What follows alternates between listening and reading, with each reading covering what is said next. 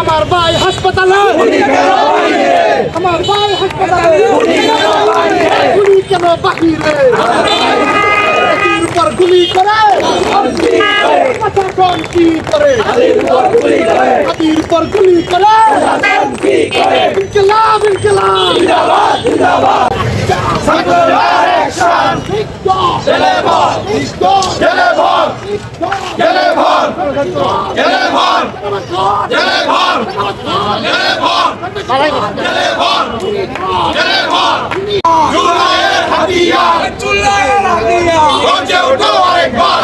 ঢাকা ৮ আসনের বিপ্লবী হাদিস যখন তার নির্বাচনী প্রচারণায় নামে, নামাজ থেকে বের হওয়ার সময় তাকে দুর্বৃত্তরা গুলি করে পালিয়ে যায়।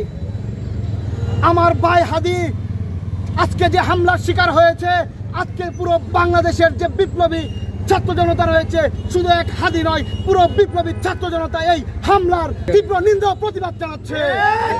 আজকে আমরা এই কিশোরগঞ্জ থেকে এই বার্তা সারা বাংলাদেশের প্রশাসনকে জানিয়ে দিতে চাই, এই হাদির হামলার যদি সঠিক তদন্ত না করা হয় এবং দুর্বৃত্তদের অতি দ্রুত গ্রেফতার না করা হয়, এই কিশোরগঞ্জ থেকে আন্দোলনের দামামা শুরু হবে আবার।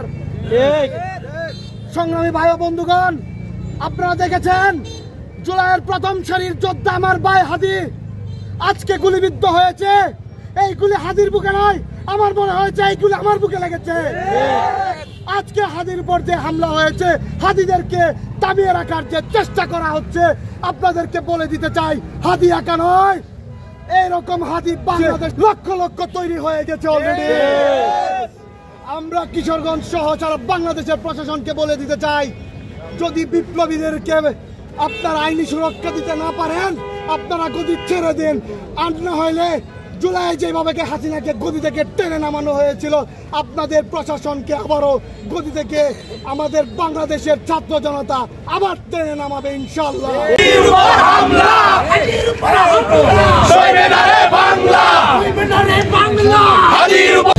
বিপ্লবী প্রিয় ছাত্র জনতা, আপনারা জানেন এক সম্মুখ সারির বিপ্লবী উসমান হাদির উপর সন্ত্রাসীরা কিভাবে গুলি চালিয়েছে তাকে হত্যার উদ্দেশ্যে। আমরা জানতে চাই এটা কি রাজনৈতিক কোনো কুচক্রী মহলের সিরিজ হামলা কিনা। এর আগেও বিপ্লবের প্রথম সারির নেতাদের উপর আক্রমণ হয়েছে। এভাবে এক এক করে টার্গেট করে যে আক্রমণ করছে, আমি মনে করি এই বাংলাদেশে বিপ্লবীরা আর নিরাপদ নেই। ঐক্যবদ্ধ হতে হবে এবং এই কুচক্রী মহল এবং সন্ত্রাসীদের বিরুদ্ধে আবারও জুলাইয়ের ডাকে আবারও ঐক্যবদ্ধ হয়ে রাজপথে নামতে হবে। আমি প্রশাসনকে বলতে চাই, আপনারা কি হাত গুটিয়ে বসে থাকবেন কিনা? এভাবে বিপ্লবীরা রাস্তাঘাটে পরে মরবে, গুলিবিদ্ধ হবে, আমার ভাইরা মৃত্যুর ঝুঁকি নিয়ে রাস্তায় নামবে। আর আপনারা যদি এভাবে হাত গুটিয়ে বসে থাকেন, তাহলে আপনারা মনে রাখুন, সেই যাত্রাবাড়িতে প্রশাসনের পুলিশ প্রশাসনের লোকদেরকে যেভাবে যাত্রাবাড়িতে গাছে ঝুলিয়ে রাখা হয়েছিল, আপনারা যদি অন্যায়ভাবে এই হামলাকে সমর্থন করেন এবং নিজেদেরকে হাত গুটিয়ে বসে রাখেন, তাহলে থানা থেকে ধরে এনে আপনাদেরকে আবারও রাজপথে পিটানো হবে। আপনাদেরকে রাখা হয়েছে এই বিপ্লবীদের নিরাপত্তা দেওয়ার জন্য, এই বাংলাদেশের আইন শৃঙ্খলাকে সুষ্ঠুভাবে মানুষের বসবাস উপযোগী করার জন্য। আমি বলতে চাই, সরকারের প্রশাসন এবং স্বরাষ্ট্রমন্ত্রীকে আপনারা তফসিল ঘোষণা করেছেন। তফসিল ঘোষণা করার পরে যদি বাংলাদেশের এই অবস্থা হয়, নির্বাচনকে যদি ব্যাঘাত ঘটানো হয়, তাহলে এই বাংলার সাধারণ ছাত্র জনতা এবং অবসর জনতা এটা মেনে নেবে না।